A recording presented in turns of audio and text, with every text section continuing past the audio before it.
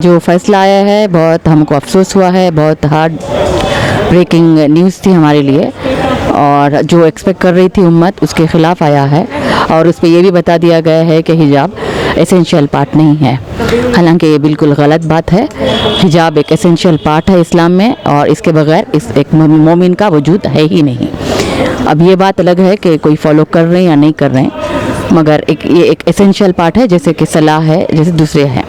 और इसकी वजह से जो असरात होने वाले हैं बच्चों पर, जो तालिबात पढ़ रही हैं उनके एग्ज़ाम्स के नागा हो रही है, वो स्कूल्स में कॉलेजेस में जा नहीं पा रही हैं, जिसकी वजह से ये इसका जो नरेटिव बिल्टअप होने वाला है यही एक ब्लैंकेट में इस तरह से हर तरफ बात फैल रही है सोशल मीडिया में कि हिजाब बैन हुआ है, हिजाब बैन हुआ है, जो कि गलत बात है।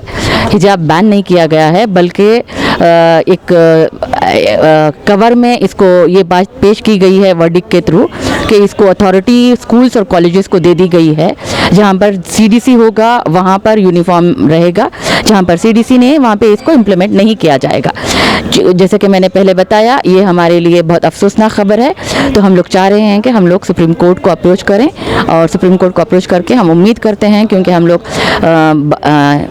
बाशिंदे हिंदुस्तान हैं, हम हमारी जुडिशरी पे पूरा यकीन रखते हैं और सुप्रीम कोर्ट से इस फैसले के